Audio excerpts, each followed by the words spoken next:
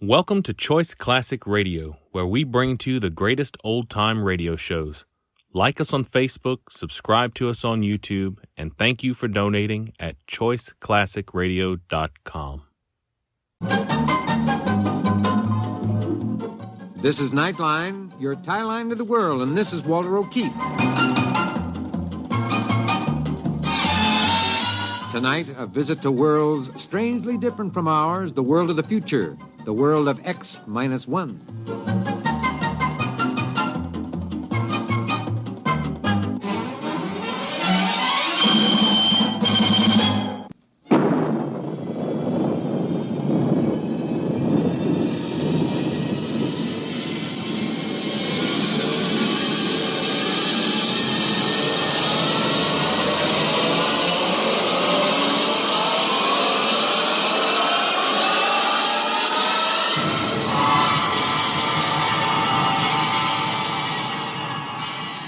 From the far horizons of the unknown come tales of new dimensions in time and space. These are stories of the future, adventures in which you'll live in a million, could be years, on 1,000 maybe worlds. The National Broadcasting Company, in cooperation with Galaxy Science Fiction Magazine, presents X minus 1.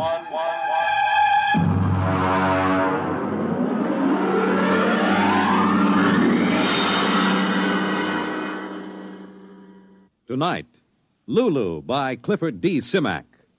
But first, hear this.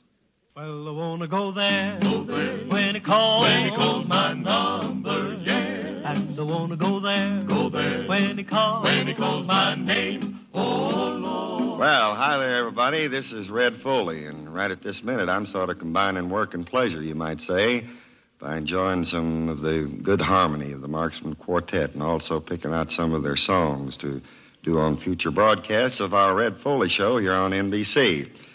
You know, Saturday has come to be my favorite day of the whole week, and I think there's a pretty good chance that we can make it a better day than ever for you with the fun that we stir up here in the Ozarks.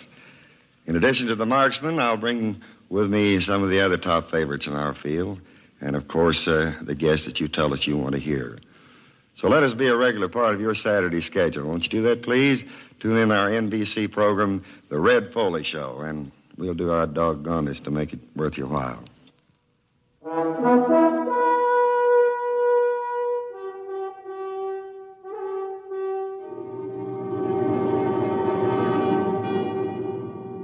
Now, X-1, and tonight's story, Lulu.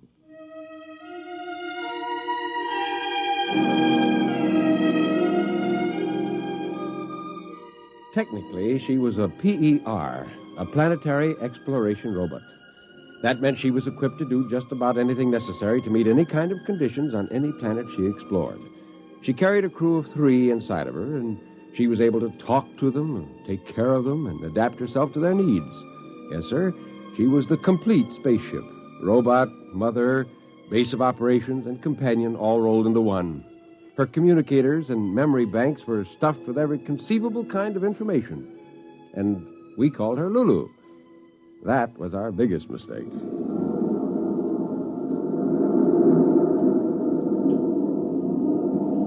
We're on our way, fellas. Mother Earth, here I come.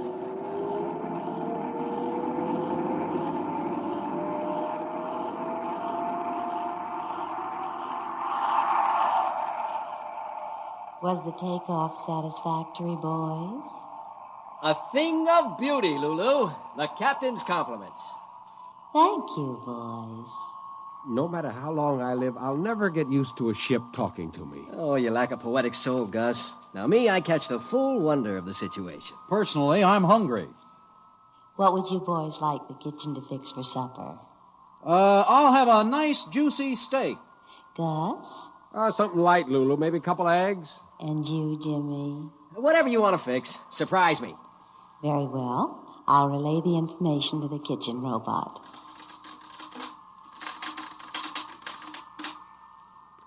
How long before we get back to Earth, Lulu? I'll check the computers. Lulu, how about it? Hey, you suppose something's gone wrong? Lulu never took this long to give me an ETA. Oh, if something went wrong, it'll repair itself. Lulu's a self-maintaining machine, remember? Well, the same she's taking a long time about giving us an ETA for Earth. Hey, Lulu! What do you say? I say that I love you. Gus, did you hear that? These robot ships aren't supposed to have a sense of humor, are they? Oh, I never heard of it, but it could be. After all, they have technicians pouring all kinds of information into their electronic memory banks. Yeah, which one of us is the lucky man? All three of you. You, Gus, and you, Jimmy, and you, Ben. I love all three of you. Good Lord, do you really I think somebody goofed when they designed this ship. I think it's that poetry Jimmy's been writing and reading out loud. Wait a minute. Lulu, Yes, darling. you haven't answered my question. When do we reach Earth? Earth?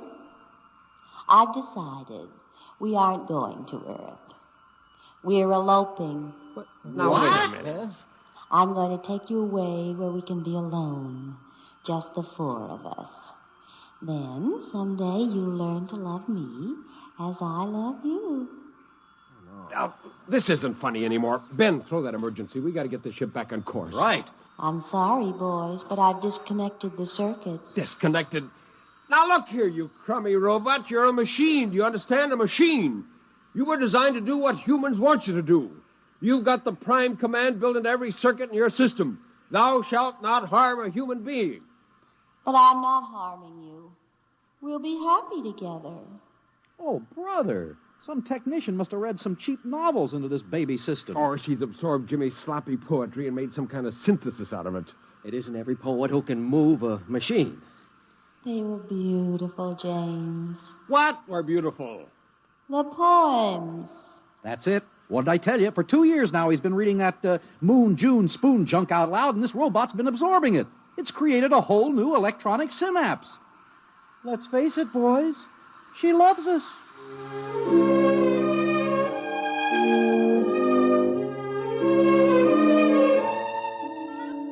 So that was it. We were being kidnapped by an interplanetary robot who somehow had developed a response circuit for romantic love. Not just the practical kind of love, oh no, but the kind that exists in cheap novels and romantic mags and the maudlin poetry of one James Carter, amateur lyricist. And we went to sleep that night, hoping by morning Lulu would come to her senses. Darling. Mm-hmm. Time to wake up, darling. Holy mackerel. Hey, fellas, she's still at it. Yeah, I know. I was whispered awake, too. Hey, fellas. Come close. I don't want the receptors to pick this up. Yeah? Lulu's a machine, right? Yeah? A machine likes order, usefulness. Whoever heard of a machine that did nothing? So that's it. We're slobs. Get it? Worthless, useless slobs. We do nothing but bum around the ship. After a while, Lulu gets fed up with us just hanging around the ship. She wants to get rid of us. She takes us back to Earth. It's worth a try. I'm for it, but what do we do first? I don't know about you fellas, but I'm getting drunk.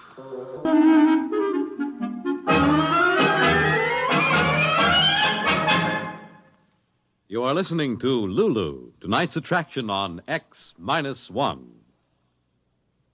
October is the month designated by the National Congress of Parents and Teachers as Membership Enrollment Month. 11 million members, the population of California or of Pennsylvania. That is their goal. We want to salute the PTA members all over America who will be going out in search of others to join them in the great work of training children to become mature citizens in a mature America. You need not be a parent or a teacher to belong to your PTA. All you need is an interest in children. For more than 60 years, that kind of interest has provided the spark that has helped the PTA achieve many of its social and educational goals. Establishment of kindergartens, effective child care, labor laws, broader educational opportunities. These are some of the achievement the PTA can claim. You can become part of this great movement just by saying yes to the neighbor who calls on you this month and invites you to join your PTA.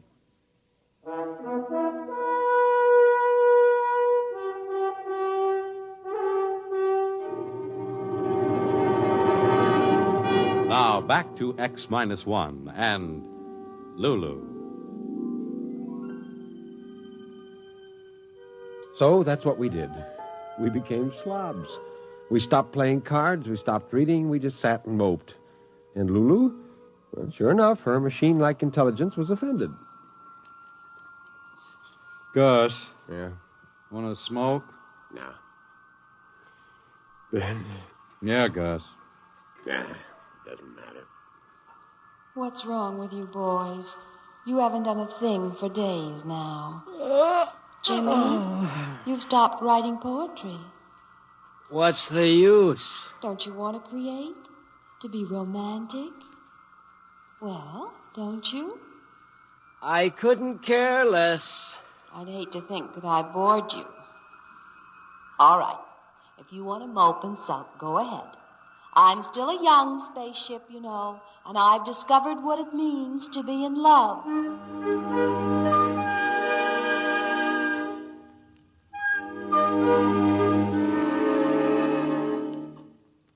Maybe Lulu knew what we were doing, but it didn't matter. Her womanly sense of a lover outraged was stronger than her robot logic. She pleaded, lectured, and called us low down. She told us she loved us. She appealed to our sense of manly decency.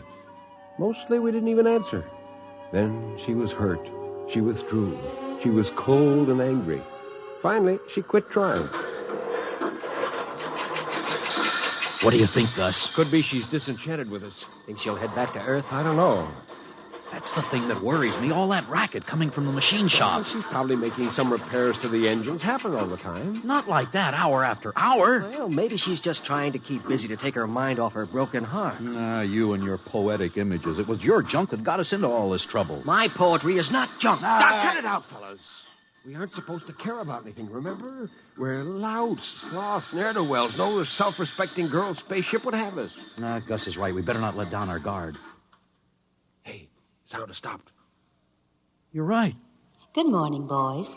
I just want to tell you that as far as I'm concerned, you can all go straight to blazes. Hey, I think we did it. Yeah, now she'll just dump us back on Earth. There's something wrong here. A woman scorned, you know. No, there's nothing to it. What's that sound? Wow, it's coming closer.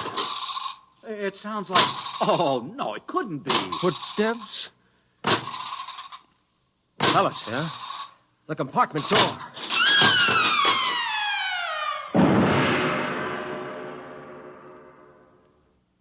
Holy mackerel. A robot. What a monster. He must weigh 5 tons. I don't understand how. I do. She made him. Lulu? Who else? That's what that racket was in the machine shop. Look out. He's coming in. Order him to stop. Maybe he's got a human response vector. Stop! Hold it! He's still moving. Boys, meet Elmer. Elmer? Are these the human pipsqueaks you used to be infatuated with before you made me, sweetheart? Ridiculous, aren't they, darling? Ha ha ha ha ha. Out of the way, Buster. Hey, this baby plays rough. Hey, Lulu, what's the big idea? The big idea, boys, is that now I've got myself a real man. One who loves me without reservation, blindly, madly, and eternally. Right, Elmer? You said it, kiddo. Me for you and you for me from here to eternity. I am yours and you are mine, and I cannot live without you. You're my everything. How much do I love you? Let me total up the ways. Be mine, I'm yours. Hark, what soft light yonder shines. Your beauty is like the rose. It's love, love, love, love, love, love, love. This boy has slipped a ratchet. He's reading back all the canned junk somebody poured into Lulu's memory tapes. There, isn't he romantic? Oh, he's a doll. And most important of all, he loves me. Hey, yeah, any fool can see that, Lulu. Now, look, how about taking us all back to Earth, huh? 5's a crowd, you know. And you and Elmer will want to be together alone, huh? Alas, I wish it could be so, boys, but there isn't a chance. Why not, Lulu? He's a machine, you're a machine. You could make beautiful static together. I mean about taking you back to Earth. If I do that, they'll just dismantle us for disobeying our masters. No, boys, I'm afraid I'll have to head out to some other galaxy and dump you on an asteroid. Did you hear that? She's gone nuts. Do not talk about the woman I love like that. Now, take it easy, Elmer. Don't overheat your filaments. Come up to my control center where we can be alone, Elmer. Anything you say, lover. See you later, boys. Careful you don't overload her condensers, Junior. One other remark like that and I will smash you, big boy.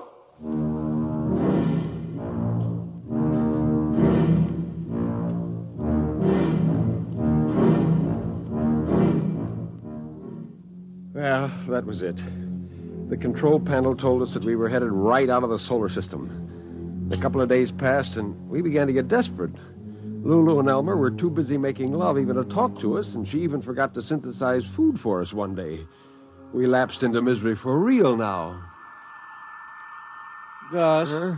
I'm hungry. Who isn't? This ship's gone completely haywire. Well, what do you expect? She's up in the control center necking with that mechanical gigolo she built. Hey, Gus, there can't be any real pleasure in it, can there? Remember, she's a machine. What's pleasure for a machine may not be pleasure for a human. Let's see what Jimmy thinks. Jimmy. Hey, Jimmy. Well, don't bother him. He started writing poetry again yesterday. He's already worn out 3 pencils. At a time like this, he writes poetry? Hey, Lulu! Lulu, how about some chow? Shut up, boys. You're breaking the spell.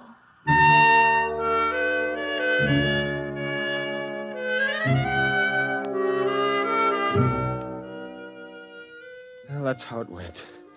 We didn't get any food at all that day. By nighttime, we were worn out from banging on Lulu's walls. I was exhausted and fell right asleep. Then something woke me. Ben! Ben, wake up. What's up? It's Jimmy. I think he's gone off his rocker. Why? He's up in the forward compartment. He's opened the radiation shield so the moonlight and the stars can come in, and he's standing there alone. Come on, we better get him. The strain was probably too much. Yeah. Quiet now. We don't want to startle him. Wanderer of the far ways between the two faces of eternity she was. True forever to the race that forged. He's reading poetry. To himself? To himself, or... Hold it. Wait, I think I know what's happening. Hey, you mean he's reading to Lulu? Oh, what's more important, she's listening. Go on. Don't stop. It's too beautiful. Wanderer of the far ways. He'll ruin us. Between the two faces of eternity she was. Uh-oh. True forever. Here comes Junior, and he sounds mad. And with the winds of alien space blowing in her hair, wearing a circlet. Shut up. What are you trying to do, big boy, reading that stuff to my girl? Now, Elmer, take it easy, boy. Let me have that poem. I will show you what combustion is. No, sir. You can destroy me, but not this poem. This is my work of art. My love song to Lulu. Give me it. Jimmy! Let him have it. He'll kill you. Hey, he's going to strike, Jim. Jim, look out!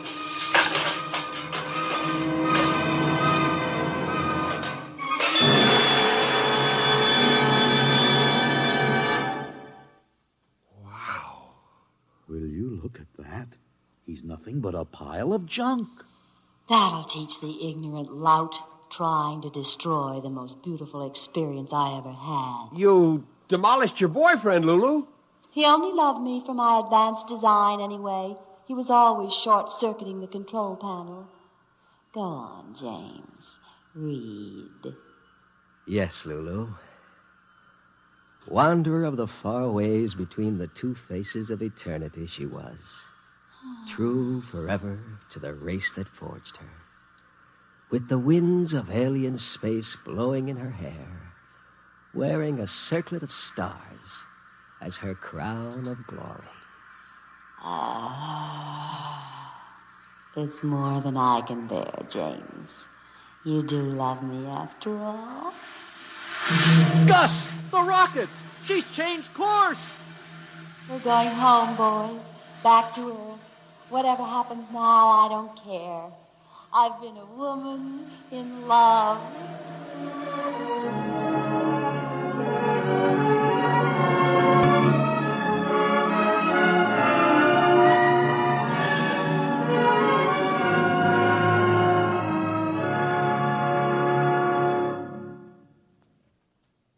Fred Collins again. I'll have another word about tonight's story on X-1 in a moment.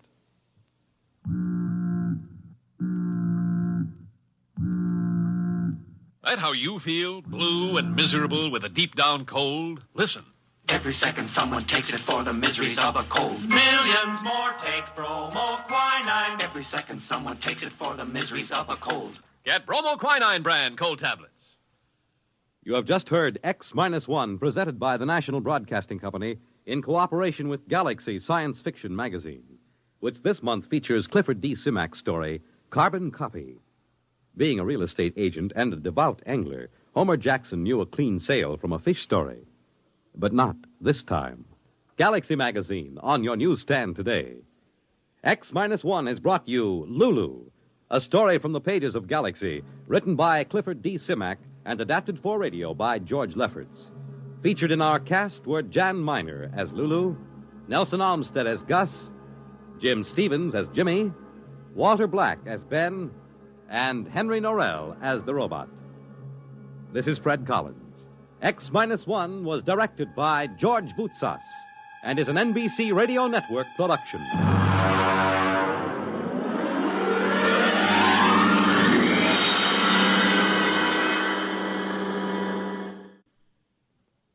Country music at its best with Red Foley and famous guests on The Red Foley Show, premiering Saturday over most of these NBC radio stations.